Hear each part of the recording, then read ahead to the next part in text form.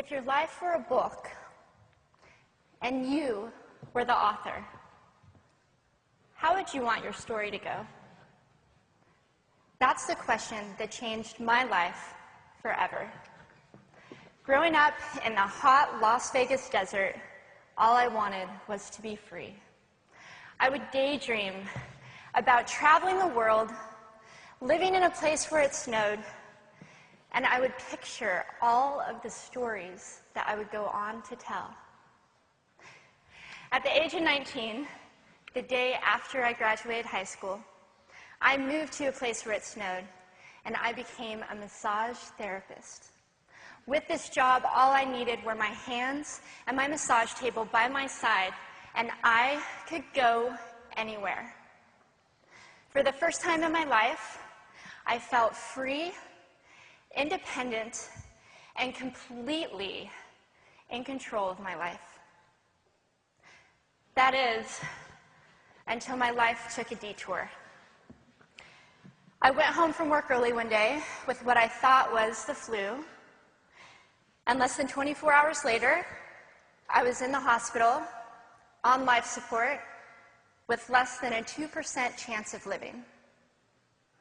It wasn't until days later, as I lay in a coma, that the doctors diagnosed me with bacterial meningitis, a vaccine-preventable blood infection. Over the course of 2.5 months, I lost my spleen, my kidneys, the hearing in my left ear, and both of my legs below the knee. When my parents wheeled me out of the hospital, I felt like I had been pieced back together like a patchwork doll. I thought the worst was over until weeks later when I saw my new legs for the first time. The calves were bulky blocks of metal with pipes bolted together for the ankles, and a yellow rubber foot with the raised rubber line from the toe to the ankle to look like a vein. I didn't know what to expect, but I wasn't expecting that. With my mom by my side and tears streaming down our faces, I strapped on these chunky legs and I stood up. They were so painful and so confining that all I could think was, how am I ever going to travel the world in these things? How was I ever going to live the life full of adventure and stories as I always wanted? And how was I going to snowboard again? That day, I went home, I crawled into bed, and this is what my life looked like for the next few months. Me passed out, escaping from reality, with my legs resting by my side. I was absolutely, physically, and emotionally broken. But I knew that in order to move forward, I had to let go of the old Amy and learn to embrace the new Amy. And that is when it dawned on me that I didn't have to be 5'5" anymore. I could be as tall as I wanted.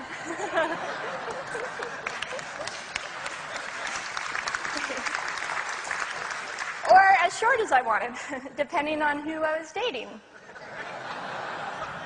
And if I snowboarded again, my feet aren't going to get cold. And best of all, I thought, I can make my feet the size of all the shoes that are on the sales rack.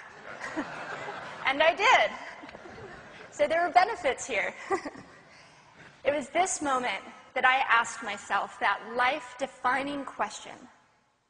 If my life were a book and I were the author, how would I want this story to go? And I began to daydream. I daydreamed like I did as a little girl. And I imagined myself walking gracefully, helping other people through my journey, and snowboarding again. And I didn't just see myself carving down a mountain of powder, I could actually feel it. I could feel the wind against my face and the beat of my racing heart as if it were happening in that very moment. And that is when a new chapter in my life began. 4 months later, I was back up on a snowboard, although things didn't go quite as expected. My knees and my ankles wouldn't bend, and at one point, I traumatized all the skiers on the chairlift when I fell, and my legs, still attached to my snowboard, went flying down the mountain. And I was on top of the mountain still. I was so shocked. I was just as shocked as everybody else, and I was so discouraged, but I knew that if I could find the right pair of feet, that I would be able to do this again. And this is when I learned that our borders and our obstacles can only do two things. One, stop us in our tracks, or two, force us to get creative. I did a year of research, still couldn't figure out what kind of legs to use, couldn't find any resources that could help me. So I decided to make a pair myself. My leg maker and I put random parts together, and we made a pair of feet that I could snowboard in. As you can see, rusted bolts, rubber, wood, and neon pink duct tape. And yes, I can change my toenail polish. It was these legs and the best 21st birthday gift I could ever receive, a new kidney from my dad, that allowed me to follow my dreams again.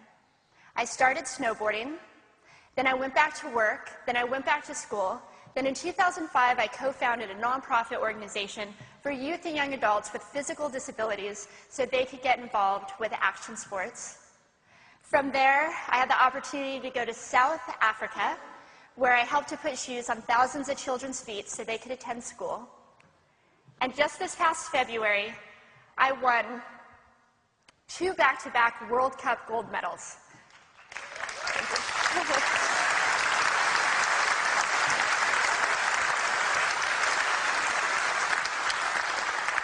Which made me the highest-ranked adaptive female snowboarder in the world.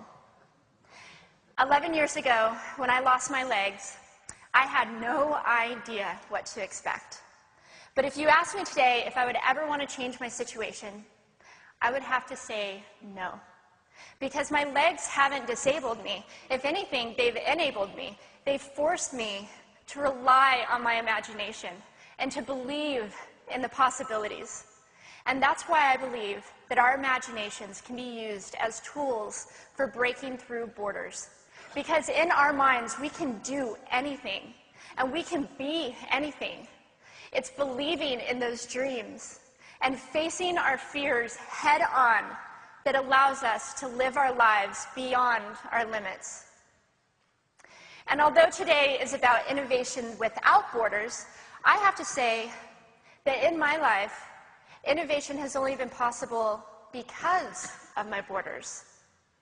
I've learned that borders are where the actual ends, but also where the imagination and the story begins. So the thought that I would like to challenge you with today is that maybe instead of looking at our challenges and our limitations as something negative or bad, we can begin to look at them as blessings. Magnificent gifts that can be used to ignite our imaginations and help us go further than we ever knew we could go. It's not about breaking down borders. It's about pushing off of them and seeing what amazing places they might bring us. Thank you.